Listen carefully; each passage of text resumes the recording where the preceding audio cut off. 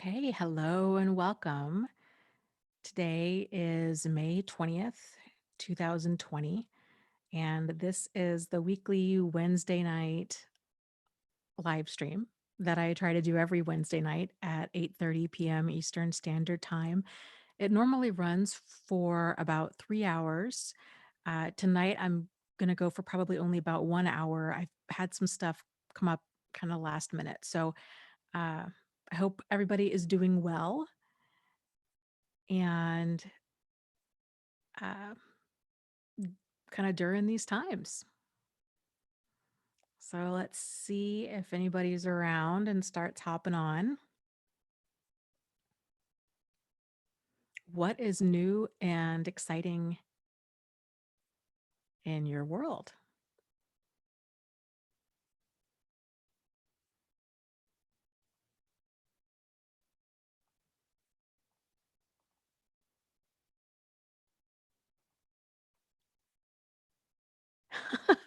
Uh-oh, did I do something wrong? Jack says, "Oh, okay. I missed the first part of that."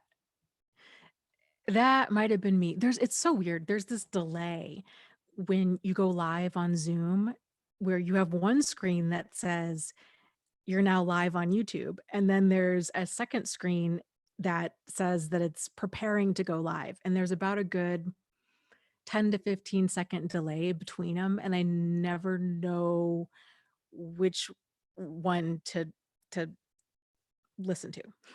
If I am going live or if there's a delay. So yeah, strange.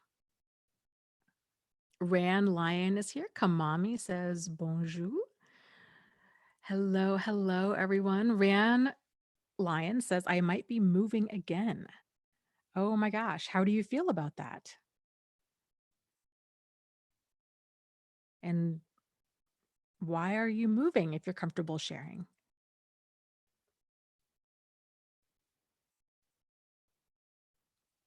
And while you are typing a response to that, if you are typing a response to that,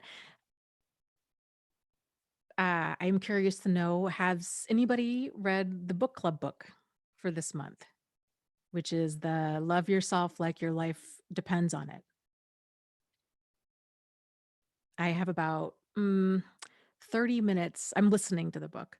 So I have about 30 minutes left of the book. And I I think it's good. I think it's pretty good. So I'll be curious to see what you guys have to say. Bricks and Feathers says, hello, everyone. Nothing new and exciting over here. Just having some cabin fever. Yeah, I think you're not alone in that. Although here in Michigan, they're opening up like northern Michigan, which is, I don't know. We'll see how that goes. It's a little concerning.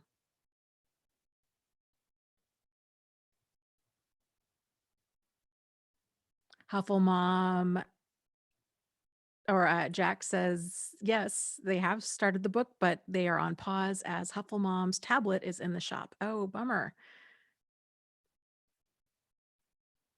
Well, I hope you guys can get that fixed and that it's a easy and affordable fix. Changing My Life says hello.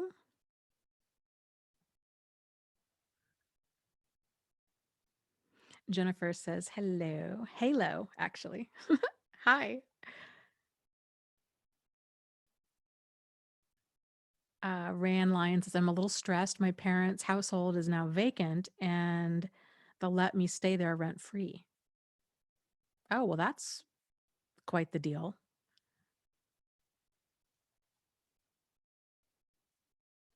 Bricks and Feathers says, I'm in Illinois and our stay at home order extends into the end of the month. Yeah, I thought ours was too, but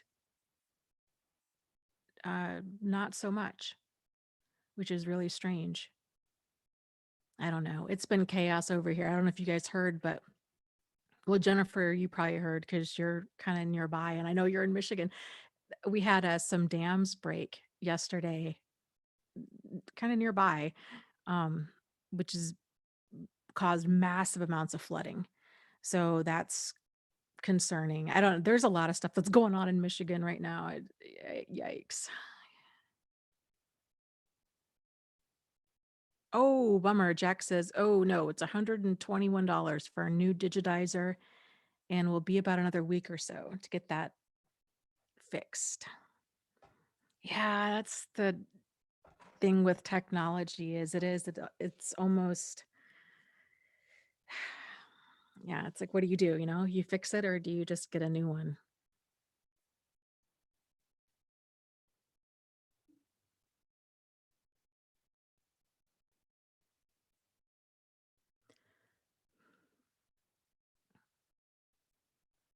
Bricks and Feathers says, "Yes, I heard about the dams."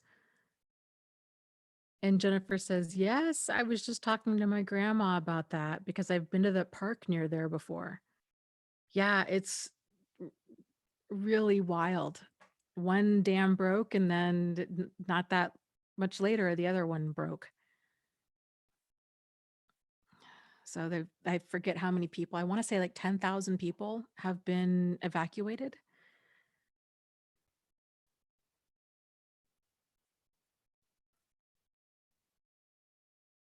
Dora says, yeah, California isn't quite open. It's ridiculous. Changing My Life says, my kid's dad decided to file a violation against me because we were supposed to be doing video calls and he was having technical issues. This guy takes every opportunity to file against me. Oh, that is so frustrating. Are you keeping a paper trail of that kind of stuff? Jennifer's talking about the flooding and says, yeah, some of these containment ponds have been contaminated. Yeah, and that's I know one of the issues, like the most recent concern that I have heard is the Dow chemical plant is in Midland and potentially going to be flooded. And then if that happens, which it sounds like there's a very likely possibility that it'll happen, then it's going to be a real mess, and that's an understatement.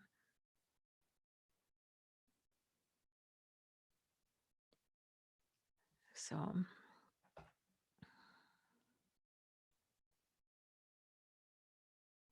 Lori says hi. Hi, Lori. How are you?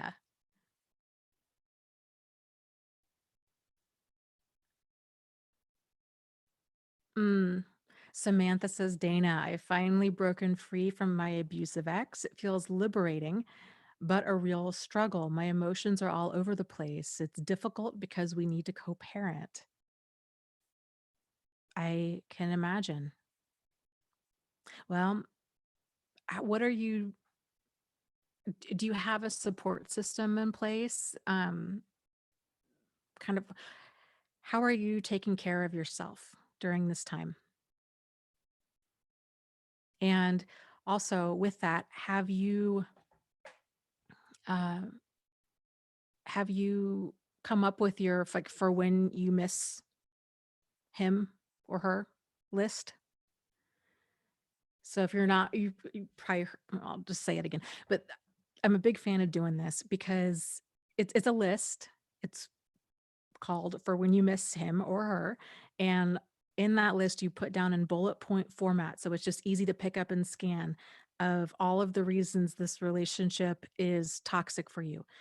Because nostalgia has a funny way of kind of pulling out our pants leg when we least expect it. And it's when that happens, that's how people tend to start getting sucked back in. They think, oh, they start remembering all of the good times. They start minimizing the bad times. It's amazing what the mind can block out or minimize. So that can help too to kind of remind yourself of, yeah, this is why this is not good for me or my child. That's a great point. Bricks and Feathers says for the book club for June, it might be interesting to include a discussion of how borderline personality disorder presents differently in men versus women. I I think that's a great idea. I will need to make a note of that. For some reason, I was thinking June was so far off. June is next month. Okay. Okay. I will hopefully remember that by the end of this live stream. Oh, really? Jack says, sorry I couldn't make more of the live stream yesterday, and the replay isn't available on Angie's channel. I don't know. I kind of think she might edit her videos, um, even the live streams, and that's why there's that delay. Uh, but I don't know. Normally they go up within 24 hours, I think.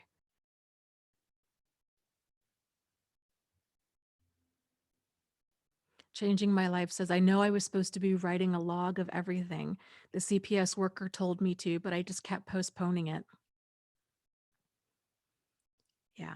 Um, I know it's kind of keeping a log of everything. It can feel very overwhelming, and there can be a lot of resistance that comes up of, oh, I just don't want to, I I don't want to deal with any of this, right? Is that can can be a very common feeling. Uh, but in the reality is there will come a point where the pain of keeping a log is going to be less than the pain of him continuing to file against you. Bonnie says, Dana, why do narcissists just want to break a person's spirit? I think there's probably a lot of different reasons for that. I think if you look at it from like a wounded ego point of view of they just don't have a healthy sense of self. It's either very underdeveloped or overinflated, which you could still say is very underdeveloped. It's a very immature sense of self. And they, because of that, they can't handle anybody else winning. And we all have trouble with this to some extent, right? If the jealousy, um, these kinds of emotions, they're normal, they're human emotions. But when you're talking about a person that has just that pathological degree of narcissism, they don't, they can't moderate those types of emotions. It really is this kind of all or nothing mentality of if they can't have it all, then nobody can. And so then that's why they tend to go out and destroy, kind of knock down other things that people are doing. So they either don't want the competition, or it's a reminder that they have not achieved in to that level in their own life, or uh, it's perceived as a threat. And that's the dangerous part of a really unhealthy ego, really underdeveloped ego. I mean, you see this in little kids, but with little kids, it's a normal, natural state in development. And the goal is that they move out of that. And some people don't. I was watching a video the other day. Um, oh, I won't, I don't know. I don't want to put anybody on the spot. I won't name names, but it was a completely different topic. It was about weight loss, and people kept commenting that this one YouTuber is so immature for her age. And when you realize that there's physical age and then there's developmental age. And so a person might be 40, but physically, but developmentally, they might only be 14. And that's very confusing and very, oh, frustrating oftentimes, because here you have this kind of teenager in an adult body. And so if we can be aware of, oh my gosh, this person behaves like a child. I am dealing with, and most narcissists aren't even at the level of 14, or maybe when they're on their kind of best behavior, they're so immature that they're around 14. But when they're lashing out and they're really immature, they might only be about 2 or 3 years old. And so it can help to see to see the other person, to see other people in general in terms of where is this person developmentally and not just physically. That really can help to set and maintain uh, expectations and to just to be in reality and be like, okay, this is what I'm dealing with. This is where we are. Okay, let's see.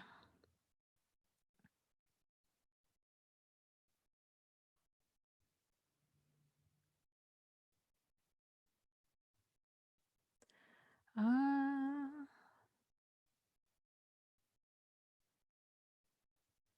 Samantha says, um,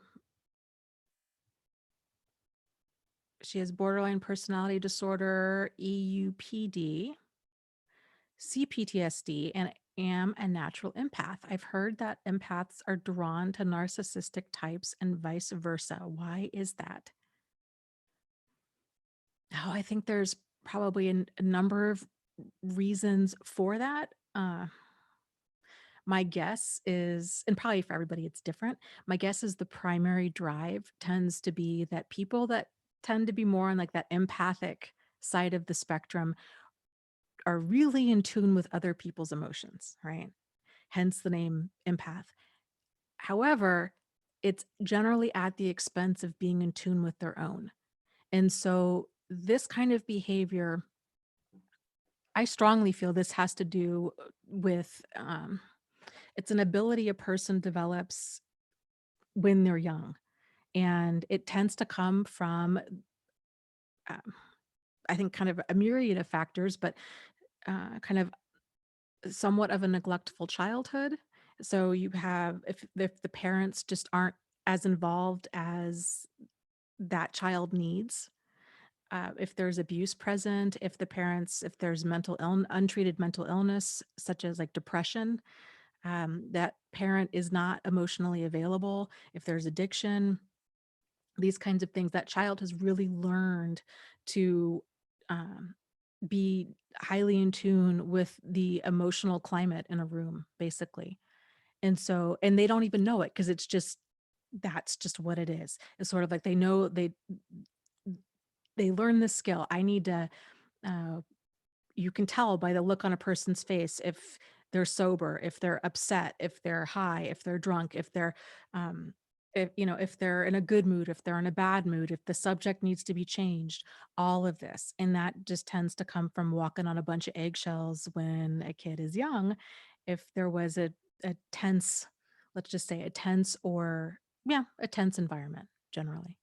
So as that child gets older and then they start dating and they start making friendships and having their own relationships, what tends to happen is the person who is really high in empathy is they're just really they're good. This is what's comfortable. This role is comfortable of okay, I can really read other people well. And because we're so out of tune with our own emotions and we're so hyper in tune with the emotions of other people, that we tend, and if we sense that they're in distress in any way, shape, or form, like they need us, um, that they're in emotional pain or physical pain, we're we're kind of the natural helpers of the world, which isn't a bad thing in moderation. But if it's to the point where we're sinking ourselves to save other people, that's a problem. So it's part of it's the role. We're just comfortable in that role. This is what we know. And this is how we go about relationships too. It's the whole I'm more comfortable if I can put the needs of somebody else ahead of my own. I'm more comfortable that way. And that's why we tend to repeat these. That's a part of the reason as to why we tend to repeat these relationship patterns, because that's what we're comfortable with. We're comfortable putting ourselves last. If we were in a relationship where somebody else were to put us first, we wouldn't know what to do. And we would be in it would be very uncomfortable because that's is sort of like, well, I don't know this dance. I only know the dance where I am there to support another person. I don't know how to let somebody support me. I've never had that kind of a thing. So that's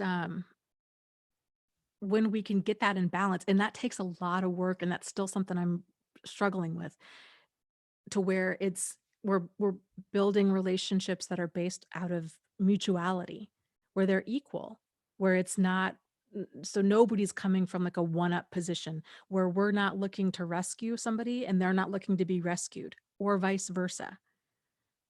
It's a kind of it's a relationship of equals, of, yeah, this is what I bring to the table, this is what I see my value, you see your value. um you know i don't uh I don't need to sacrifice myself to save you or to save this relationship, because you can hold your own, because you're a reasonably healthy, well-adjusted adult, kind of thing. So it's very interesting. I remember somebody said a while ago, and I'll just never forget this, how they were shocked when they realized that a lot of their personality traits that were more on like the high empathy side of the spectrum, that it was more of a defense mechanism. And it was something that they'd learned in childhood. And it wasn't so much, um, they're like, I don't even know who I am. Like, this was a defense mechanism from growing up in, uh, in this kind of tense, toxic home environment. So now I need to figure out, well, who am I? If I get this in balance, and I'm going about creating these relationships where it's a kind of a win-win situation, where there's that sense of mutuality and equality, then what is my role? It's very interesting. And that can be kind of one of the challenges too, with terms um, like empath. And because, again, while this can be and it is, having a high degree of empathy is a beautiful thing. Um, because it is, kind of, that's the natural helpers of the world. But if it's not in balance, it can be incredibly destructive to the person who has a high degree of empathy, because they're constantly, hurting themselves to help other people, kind of a thing. So um, it's important that we don't kind of, my concern with the label of empath is it tends to be kind of this idealization of um, this imbalance of traits, of this high empathy, where people do kind of, oh yes, I'm just this empath, I am just this natural helper, that's what I'm here for. And then they're not seeing how this can be an imbalance, and this can really be problematic if we don't get more balance in our life.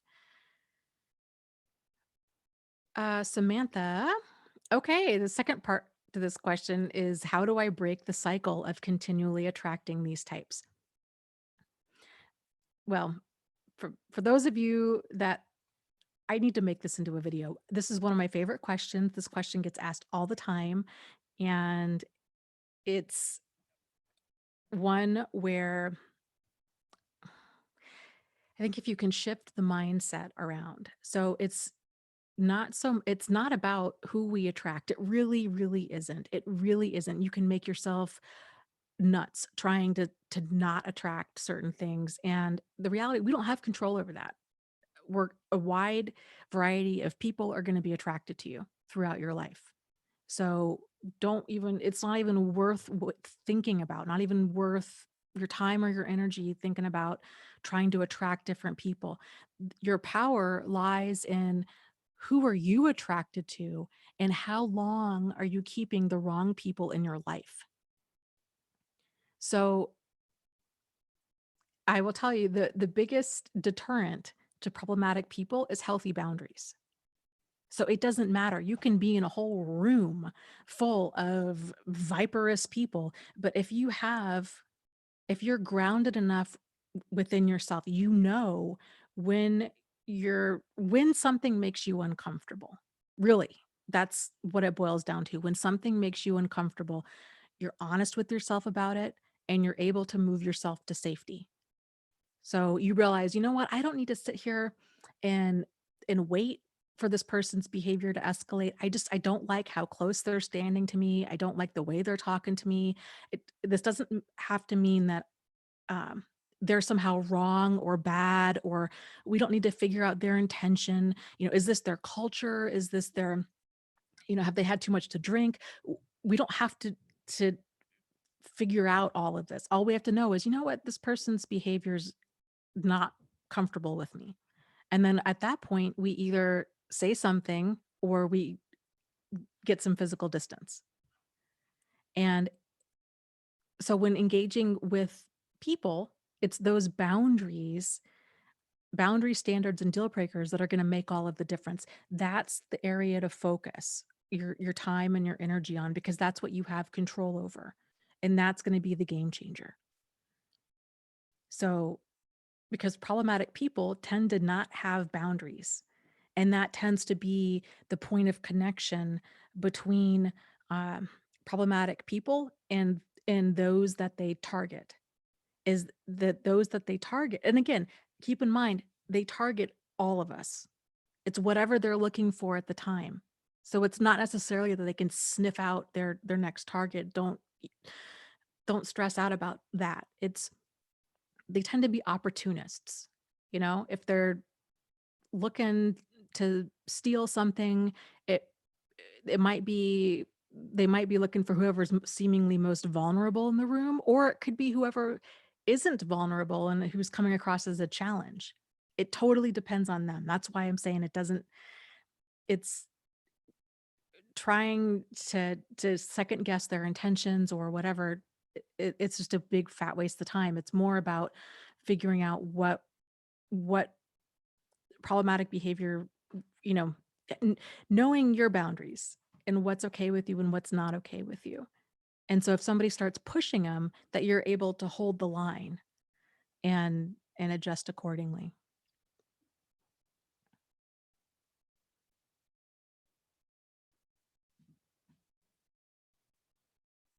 Okay, let's see.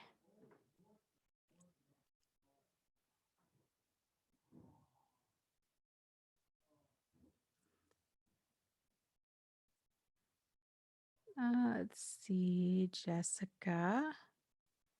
Let me scroll up here.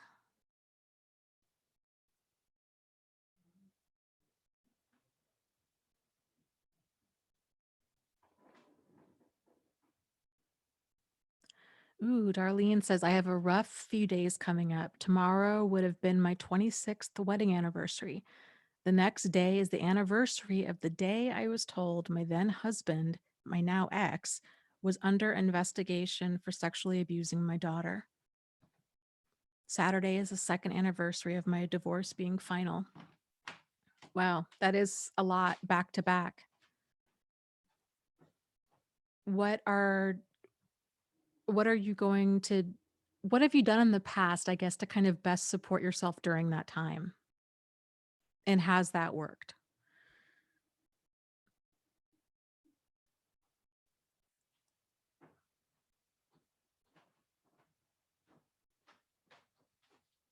Jamie says, I'm still not sure if I'm an empath or if I'm just really in tune with people's emotions because I always had to gauge his mood. Yeah, well, I think there's a lot of overlap with that. I mean, it definitely can be useful. I mean, it's a useful ability that can come out of a really toxic or abusive environment um, but to a point, kind of a thing. Jessica says, I feel like I should be glad that now I don't have to break up with him, but a part of me feels sad. He discarded me like that without even a word. Am I crazy? Did I do something wrong? Oh, okay. The guy I was dating kept insulting me, but would act like he's joking. I remember this. Yeah, I responded, everything is a critique with you. And he stopped talking to me. It's now been a week. Mm.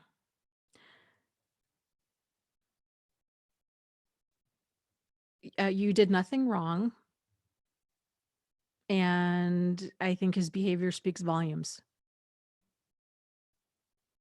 So, and I think we can all understand and relate to that feeling of being torn. Like, yeah, it's on one hand, it's nice that you kind of dodge the whole breakup, because he just vanished. But yeah, it's normal to be sad that he was able to just vanish without even a word. But I think that just my here's my concern is when that kind of stuff happens, I would just anticipate that you haven't heard the last from him. So, but that's outrageous behavior that anybody would be that upset that they don't talk. They don't try to communicate for a week, that they're not even willing to discuss it. So, keep in mind if you reopen that door, you're probably going to get more of the same. So, um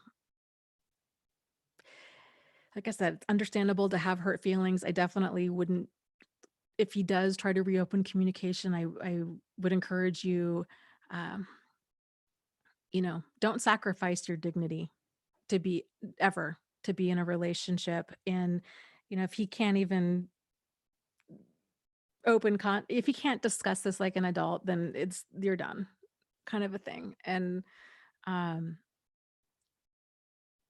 so I wouldn't seek clarity from him. I wouldn't seek validation. I wouldn't seek understanding. I wouldn't seek an apology.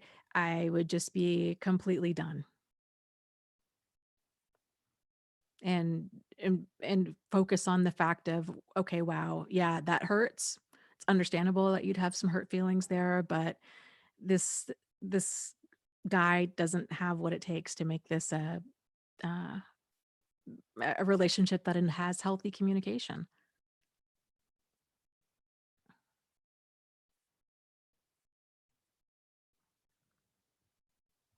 Okay, let me see. Let me scroll down here.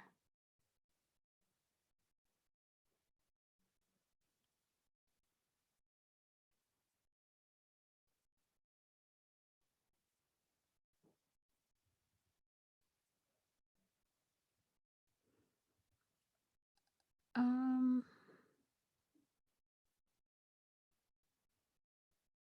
Jessica says, "Yeah, you're right. I miss the good moments we shared, and I'm sad someone could just walk away without even a word because I stuck up for myself."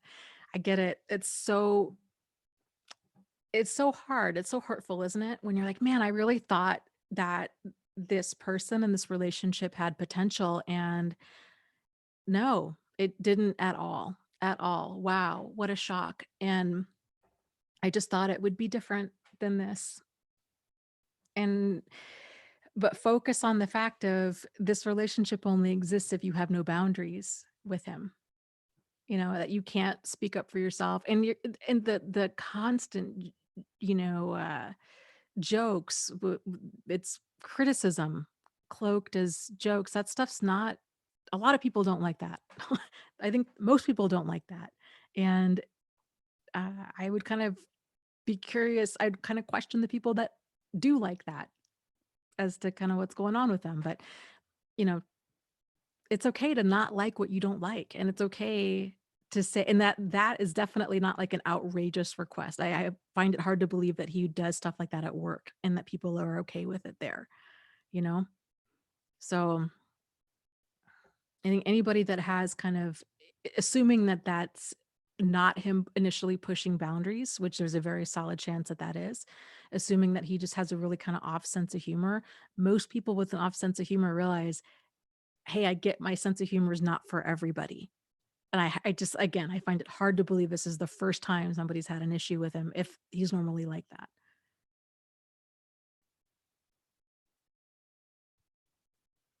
Yeah. Vaughn says, yeah, negging. Yeah, that's kind of what I was thinking too. It's if you're not familiar with negging, and the thing too though is it's a strategy by a lot of like the whole like pickup artist community. It basically it's these little insults, kind of insults that you would give somebody in order to kind of knock them down a few pegs and make them more, I guess, vulnerable to your advances, basically. So, but a lot of abusive people just kind of do that, just do this. Even though it's not even like a pickup strategy for them, they're just completely emotionally unaware, and and they feel entitled to say whatever they want to say, and they don't care, and they don't handle criticism well, they don't handle boundaries well, they're just problematic.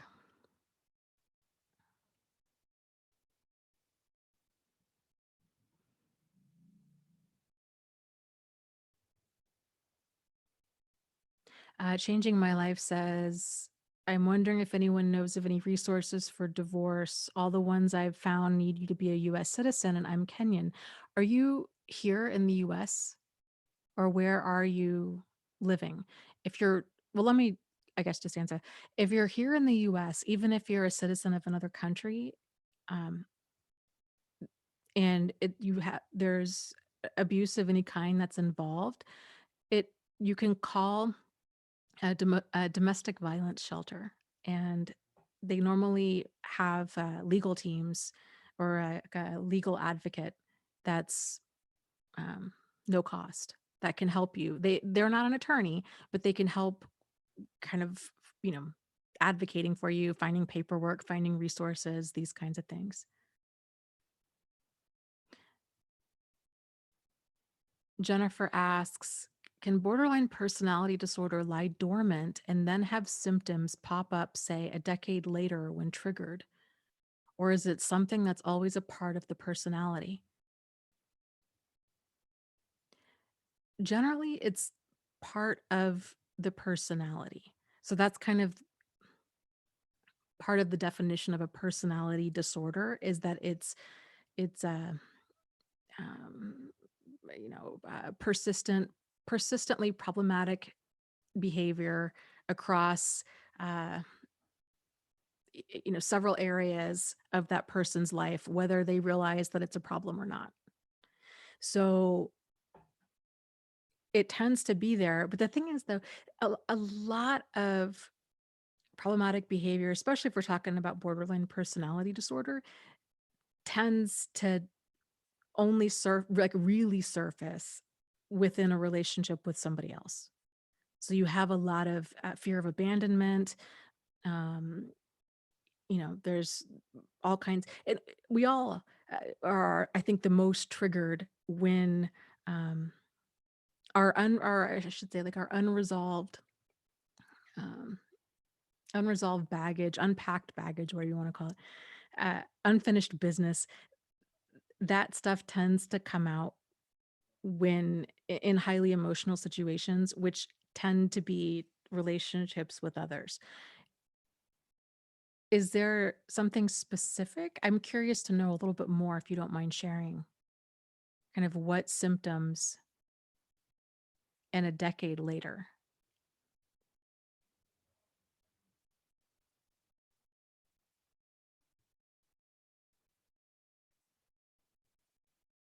Jennifer was saying, I've heard of the overlap in symptoms, which is why I asked, but recently I saw a short video on YouTube about it from a licensed therapist, and the way she described BPD made me think of myself when I was a teenager. Um, so, well, for starters, personality disorders, especially borderline personality disorder, is aren't generally diagnosed until a person's an adult.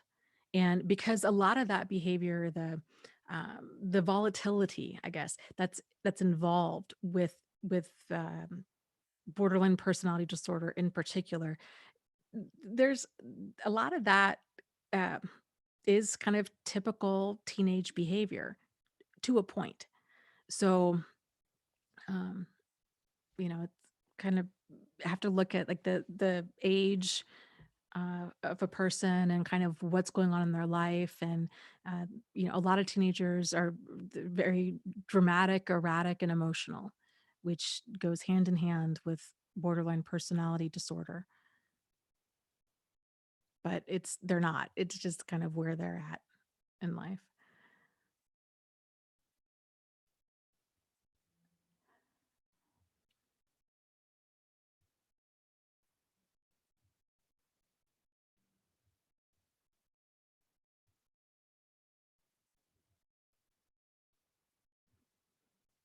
Let's see.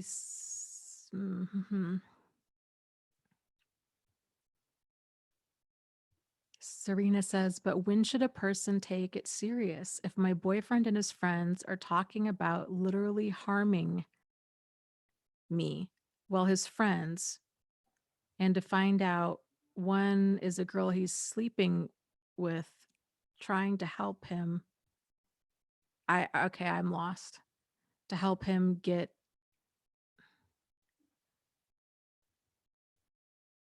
um yeah, who's doing what with that? Is your boyfriend cheating on you? And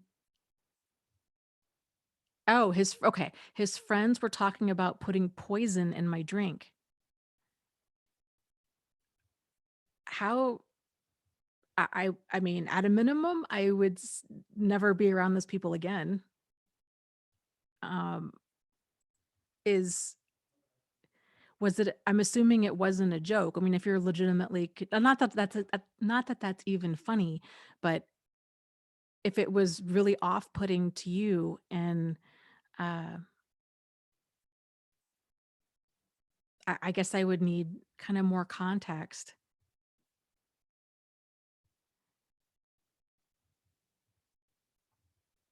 Are you concerned? Do you feel that his friends could be dangerous? Do you feel that your boyfriend could be dangerous?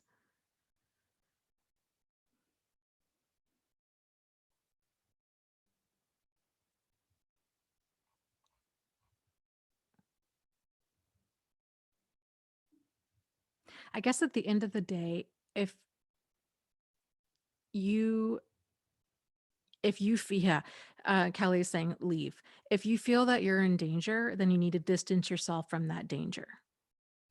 So,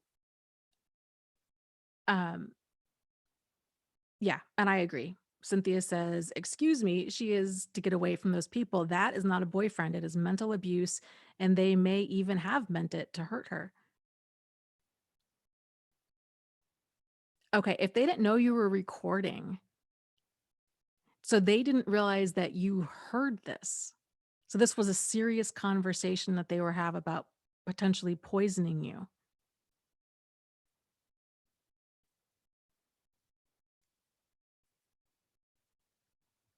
Then I would highly recommend that you go to the police with that and take that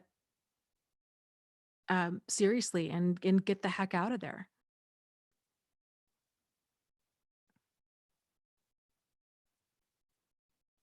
Serena says, I don't know why I keep falling into denial. Well, I mean, that's a lot to take in, you know? That's a lot to take in. It would be easier to go into denial and think, oh, they must have been joking, or to try to minimize or justify their behavior, than it would be to be like, wow, these people are trying to they're trying to kill me or severely harm me for whatever reason. That's a lot to wrap your mind around.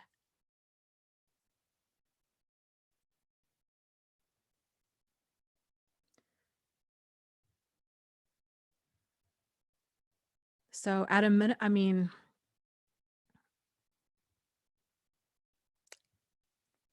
I would get that recording somewhere. I would upload it and give somebody your password to it, and really it sounds like you're in danger and that you need to get out of there.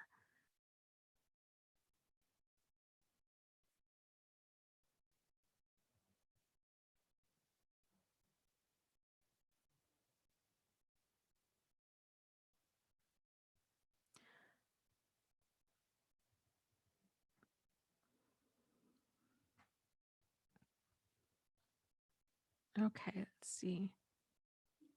Um,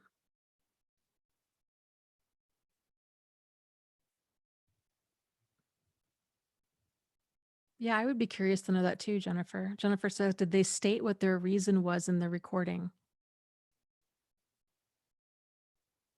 Kelly, that's great input. She says, you are in denial.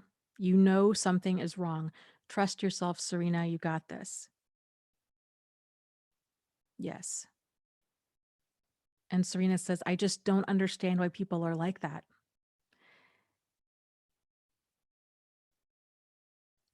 She says, yes, thank you. I just need to stay away and take it seriously. Thank you. I already burned it onto a CD if anything happens.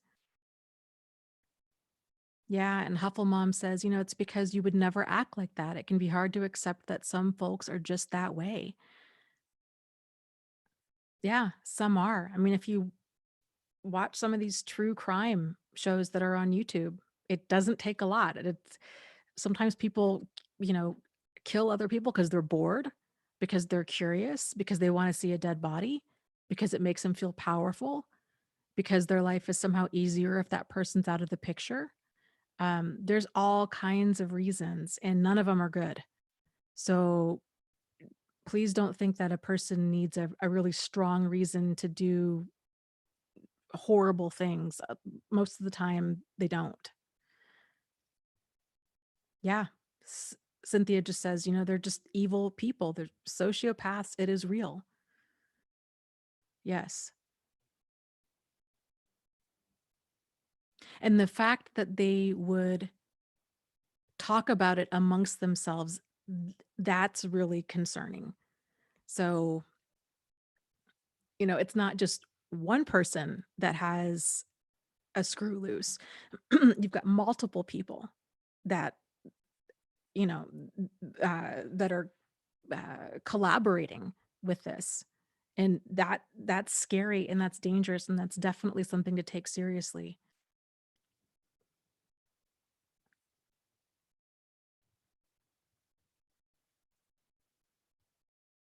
And Jennifer says the whole Suzanne Morphew case is an example of no empathy. Yeah, there was a case in Colorado.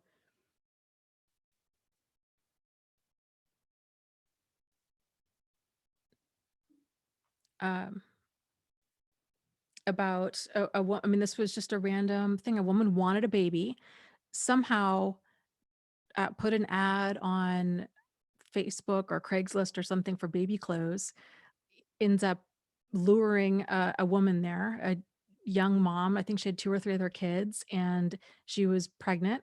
And her daughter, I think her daughter's boyfriend, or maybe it was her boyfriend, and her daughter all killed this woman and stole her baby. I mean, it didn't make any sense whatsoever. It was so, how do you get 3 people that are that evil and stupid under one roof is just beyond me. So they're out there. And Serena was saying, yeah, it's um,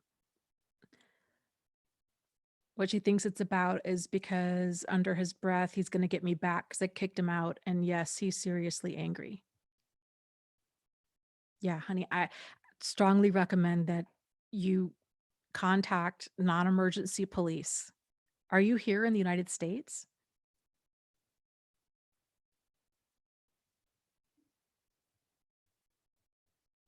If you're here in the United States, you can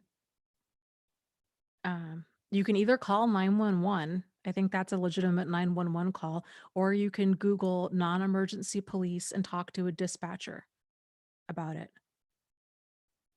But um, I would,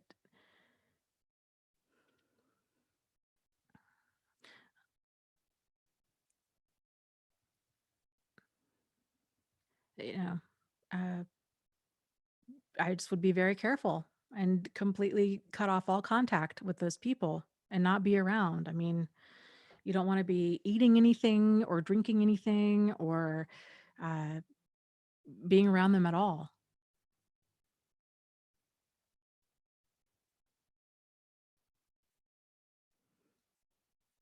Okay, let's see. Let's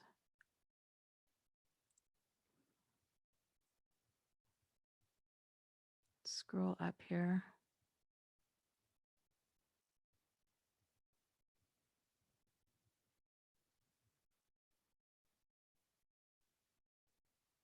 Um, Danny asks, what about stalking?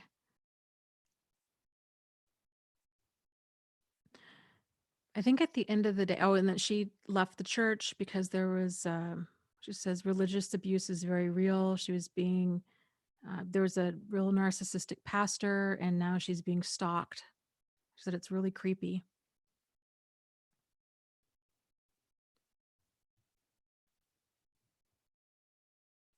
So yeah, I think there's a lot of narcissism. Wherever there's positions of power, you're going to find, it's sort of like the saying goes, absolute power corrupts absolutely. And when you have positions of power, especially within the church, because you have kind of this whole following of people, it can it can really bring out the worst in a person, assuming that they were ever, uh, you know, solid to begin with.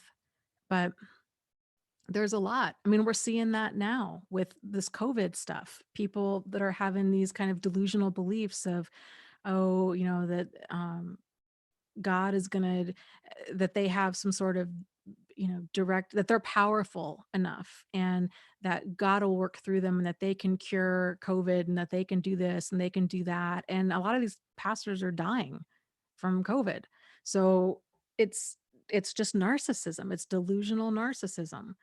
And um, yeah, it's really wild when there's that level of problematic behavior in a church. You just wouldn't think that those two things would necessarily, that those would go hand in hand, right? Most people tend to think, okay, the church or kind of their spiritual life is a safe place, and but there's lots of problematic people out there in problematic places.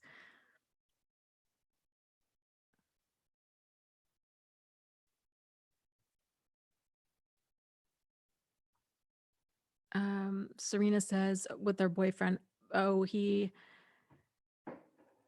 acts like he cares so much and saying it's all in my head and I want to believe him, but I can't. I can't forget what I know, and very true. Thank you. I'll do that. Yeah.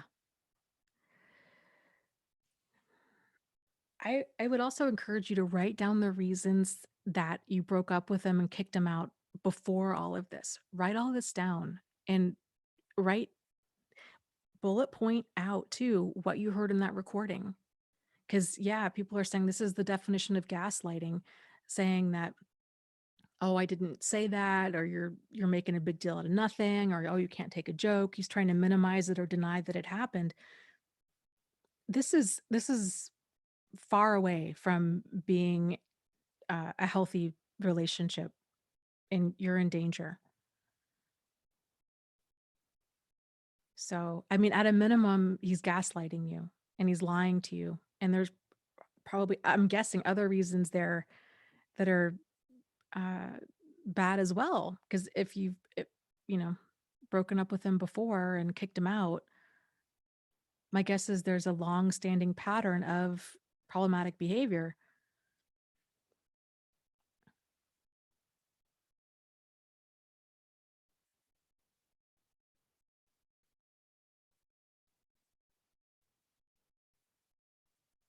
Yeah, Kimberly was saying, yeah, don't forget how horrible they make you feel. Don't go back.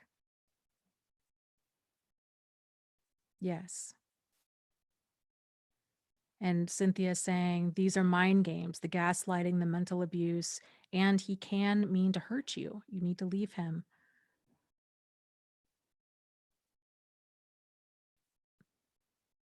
Yes.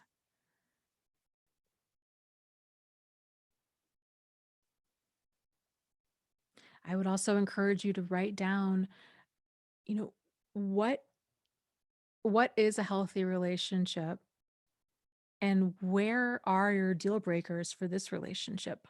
What would need to happen in order for you to leave completely? Is it going to require you going to the hospital in order to realize, okay, this is a problem? Or um, where is your line in the sand?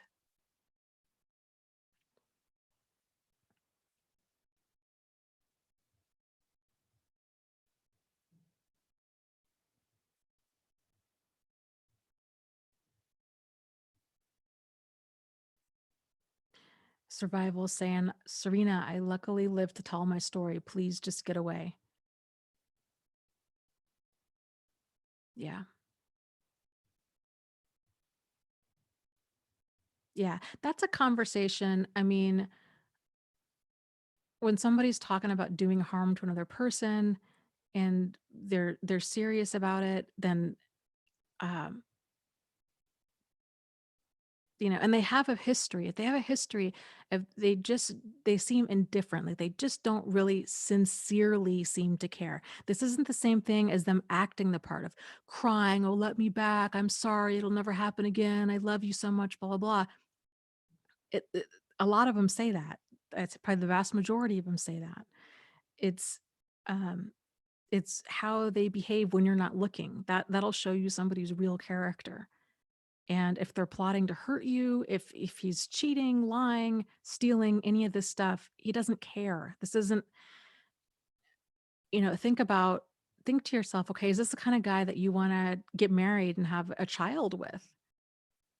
Is he it is this marriage material? And then realizing, I was in a relationship.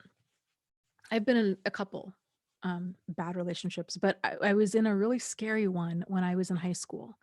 And that relationship, it was his nickname was Psycho, and his behavior it was completely psycho. And he was a scary guy, and I lived in fear of him for many years after I ended it. Um, and I think one of the big lessons in that for me was that it doesn't matter. Loving somebody isn't a reason to stay in a relationship. It doesn't matter if you love them or not. If you're being mistreated, it's how you're being treated that matters.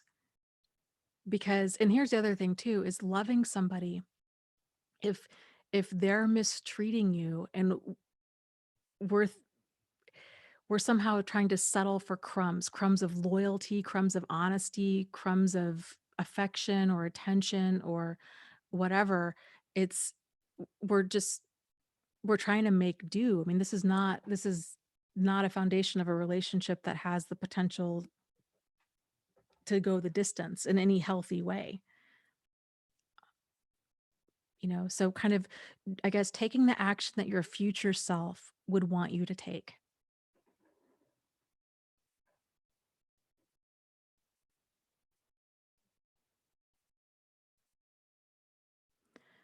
Okay, let's see. Let me scroll up here.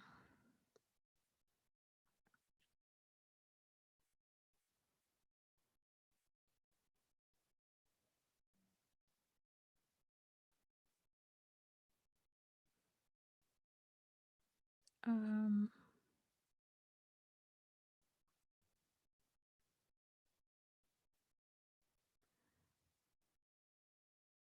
right?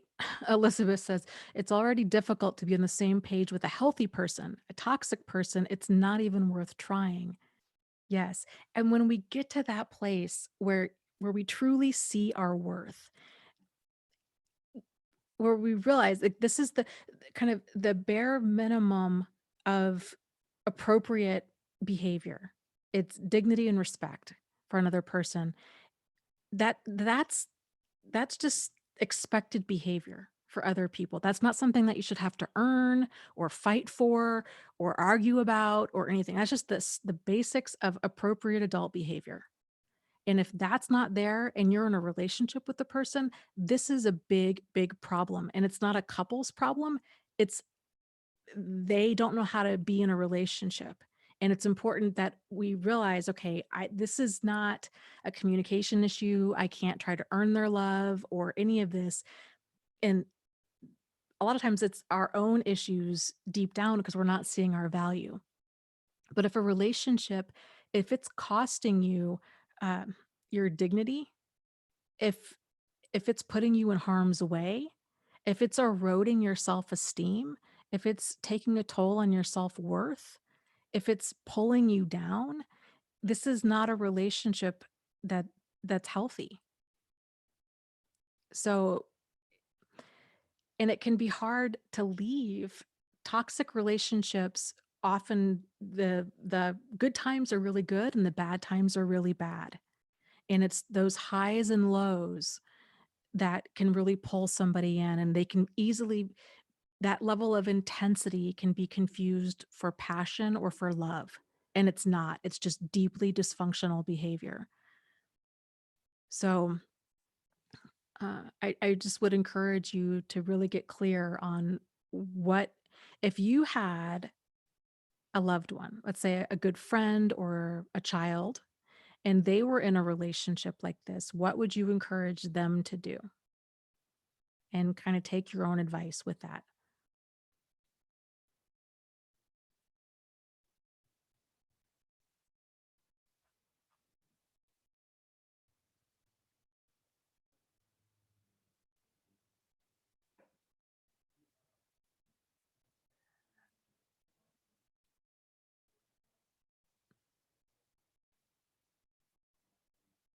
Um,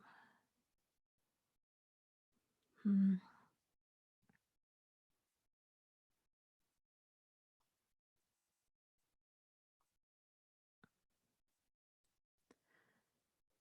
let's see here. Let me scroll up.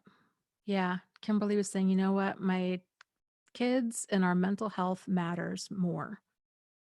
Yes, your life will radically begin to change when you start making your mental health, like your health across the board, your mental health, your emotional health, your physical health, top priorities in your life. I think so often, uh, men and women tend to do this, where I don't know how we even got to this place as a society, but where danger is only registered if it's our physical health. And and even then it's extremes. And it's amazing the situations that we'll stay in, or that will we feel pressured to be in because the money's good, or we stay in a job because you get paid decent and put ourselves in harm's way, or out of obligation or guilt, or all of these things, because that focus on making yourself, your health across the board, your mental health, your emotional health, your physical health, a priority, isn't taught to the level that it really needs to be. And so once you realize, okay, it's you matter across the board. So physically, it's important that you stay safe, but it's also just as important as staying physically safe, it's staying mentally safe and emotionally safe. And if you make that your new line in the sand of, you know what, I don't do relationships that are perpetually confusing, that are perpetually anxiety inducing, that are crazy making, where nothing ever seems to really get resolved, or where there's not that level of trust that's present there, then I'm not going to do it, because life's too short and there's too many other opportunities out there. You don't need to settle for crumbs. And any relationship that is toxic to your health in any way, shape, or form, it's not a relationship worth being in. That's a placeholder. That's a placeholder relationship for you and for them. So getting clear on investing, thinking about your time and your energy and your emotions and all of that as an investment. Like, how is it's how are you going to use this? Are you going to take your time and your energy and your emotions? Are you going to spend them? Are you going to waste them? Or are you going to invest them? And if you invest them, an investment in something there's a return on that, or else it's not an investment. It's just, you know, throwing throwing all of that away. It's just, you're just throwing it away. So when there is that sense of mutuality there, and something's working for you, it's nourishing you, that go for that. Go for what's nourishing. So, it's a win-win. These relationships, they're nourishing you. You're um each person is feeling nourished in this relationship. This relationship is a place of support. It has that solid foundation there.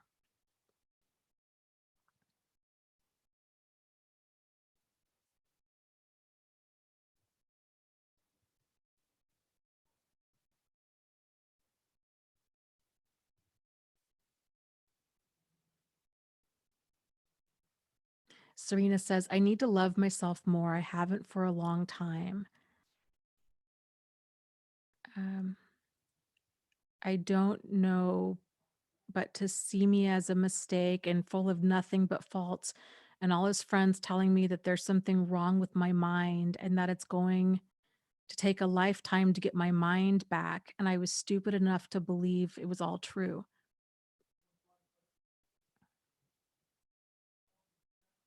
And she says, I want to say thank you for what you do and for talking and telling people because it's easier when you don't feel alone in all this craziness. Yeah, the validation of other people that I think have been there, done that really helps because these relationships, it can make you question everything, your perception of reality, yourself, if you're making a big deal out of nothing, what's going on here? It's very easy to just feel so alone in all of this, but you're not. And um and here's the thing with his friends, let's not listen to what they have to say, okay? Like these aren't people that uh have good intentions, and I wouldn't take advice or criticism from them.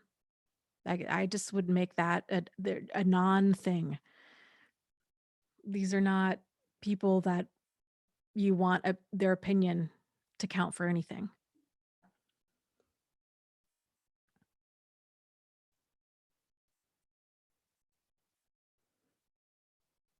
and you can move forward from this. And this the gaslighting and kind of that sense of erosion of your sense of self and of self-esteem and of kind of perceptions of reality and all of that. I think you'll find what the more you start seeing this kind of behavior for what it is, and it takes some time, it does, to get some distance and then just to get your head clear and be around um, solid, decent people. You absolutely can get your mind back and even more clear than it was before.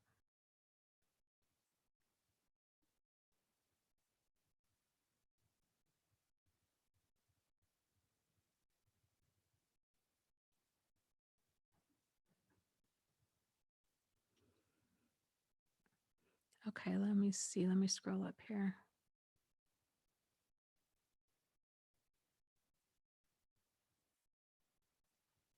Serena, and um, my book, well, I don't know if you know, I have 3 books out. You can find them all under my name, Dana Morningstar. And um, I would encourage, I don't know which one I would even recommend for you to read first. I guess maybe start with the Narcissist's Playbook. Um, you can get these books, you can request them through your library. Most libraries have uh, apps that have ebooks. You can get the ebook version or you can get the audiobook version on there if you order them from your library. So, but they're on Google Play, they're on Audible, they're out there. Out of the Fog is the second book. And I think that I've heard from a lot of people, which I'm really glad to hear, that it's helpful for them to kind of get their bearings again with things.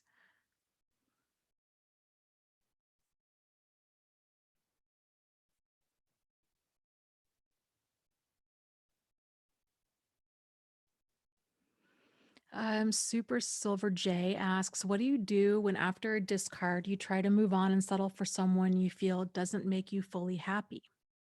Not because he's a bad person, but because he actually loves me. Okay, there's some things to unpack in this. So when after a discard you try to move on and settle for someone, that's concern. The way that you worded that is concerning. So um, first and foremost, there shouldn't be any settling involved. It should be the feeling of hell yes, this is a great person. Their character, their behavior, their our ability to communicate effectively. All of this shows that this is a great person that you're excited to share your life with, not that you're settling with. Settling isn't, it's not fair to either of you. Uh, and then the part of you feel that doesn't make you fully happy. I know it sounds so cliche, but it's so true that happiness, it's an inside job. So another person can't make you feel happy. That's fleeting. So that sense of happiness and uh, enjoyment, that needs to come from within. If a person is, if you're recently, not even recently, if you've been out of an abusive relationship, depression is normal, and that can be quite the battle for many people, where they just kind of feel numb or flat and nothing really makes them happy. And um not just that feeling of numbness. So, and I think too, what tends to happen after a person's out of an abusive relationship is they tend to gravitate towards a person that feels safe. And what that often entails is that that person, they tend to not have chemistry with that person. So it tends to be like, okay, this person on paper is great.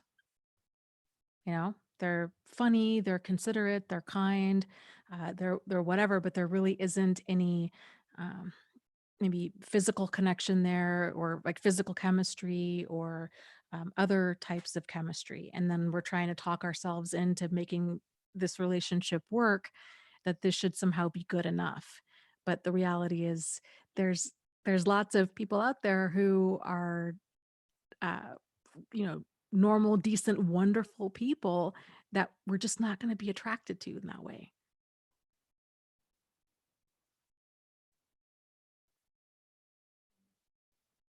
Yeah. And Kimberly is saying, take time for yourself. Don't need to date to feel good about yourself. Yeah. And I would encourage you, if you are dating, to try to feel good about yourself. That's a, that's a problem. And that's a real uh, kind of dicey way to go about it, because dating kind of inherently it's full of rejection. And it's looking for that one person, and you're just gonna encounter a mixed bag of people.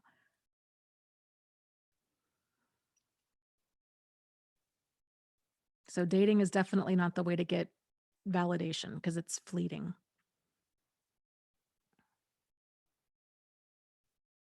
Yeah. Survival says, I am the only one who can fix me. I learned that the hard way. I no longer use relationships as an emotional band-aid. Yes. Jamie says, oh my gosh, Dana, you just described all of the guys I've talked to since my breakup. Yeah. It's really eye-opening when we, because all of this stuff it can be so subconscious and just flies under the radar, where it's um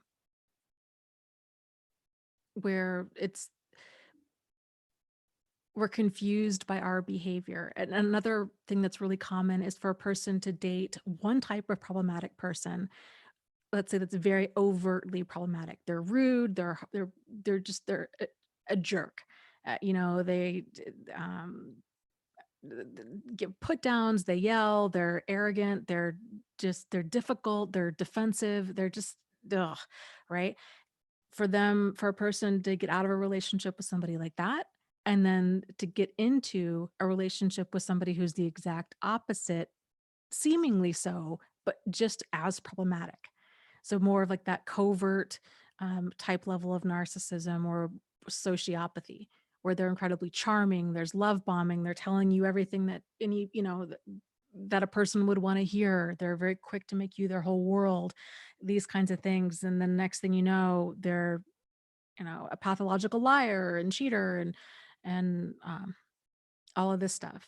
And then vice versa. So a person can go from somebody that's really um, has more that superficially charming, covert behavior, and now they're terrified of being around anybody who is uh, even on the spectrum of charming. Kind, considerate, attentive is scary to them, and so then they go and do the opposite, and they tend to gravitate more towards those overtly problematic people, because it's the feeling of, well, at least, it's what do you want to have, the snake in the grass or the snake on the street? Kind of realizing that if we just kind of move slow and let a person's behavior surface over time, we don't even need a snake. Like we can just avoid the snakes altogether, right? Or steer clear of them when they do start to surface.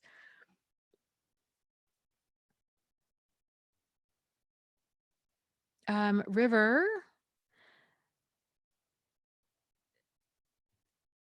I will check my email and look.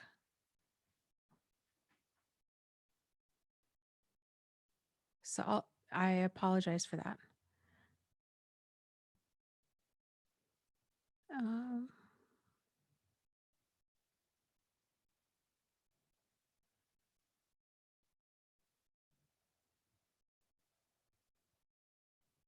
let's see. Let me scroll up here.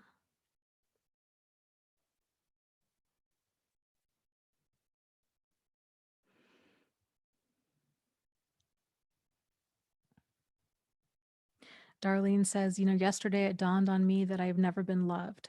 My dad wasn't capable, and none of the guys I dated did. They were all incredibly narcissistic, and my ex didn't really. It was so depressing to realize.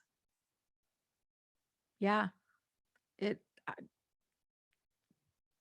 I hear you. I hear you on that. It's really shocking. And here's the thing: if we have never experienced what it is to be loved without strings attached, or to be loved and I'm going to use the word valued or cherished, because love is so often, that word is so misused. If we've never been shown how it is to be valued or cherished or respected or appreciated in a healthy way, really, I guess I shouldn't even say that, because the only way for that to actually be is for it to be healthy. If it's not, you know, there is no other option to that. Um, but if we've never experienced that, being treated with dignity and respect, and how to be valued and cherished and all of that by somebody else, we don't know what it is that we're looking for. And so there's so many people out there that have had that experience, that have grown up in a kind of less than nurturing home, or a flat out emotionally cold home, or an emotionally abusive home, that they just don't know. And so again, this stuff's not taught. And so then when a person starts dating and they don't know, they can't tell, they don't know the difference between um you know uh kind of positive attention and problematic attention, or they don't know what healthy love is. The love that they're familiar with is love that tends to come with abuse, it comes with neglect, it comes with strings attached. And so for them to experience something that's healthy, that's just, it can be very foreign, and it's a mixed bag. It's a crapshoot. It's sort of like, okay, well, will they end up in a healthy relationship or not? I think 9 out of 10 times, if a person does, they kind of fall into it by accident, unless they've really done the work necessary to believe that they have value, and to get comfortable enough within themselves, and to deal um, with any kind of unresolved abandonment issues, that they're okay with walking away from what doesn't serve them instead of trying to make an awful relationship work like they had to do when they were a child. As an adult, they're like, you know what? No more crumbs. I'm not doing that. So it's, there's so much more to dating than we're taught. So with that said, you guys, I have to run. I apologize for calling it an early night tonight. I will see if I can leave the chat on. So I'm going to see if I can leave the chat on. Okay. So I will talk to you guys next week. Thank you all for being here so much. And just take care. Have a wonderful week. And please be safe. Do what you can. Realize you have value. You matter. And,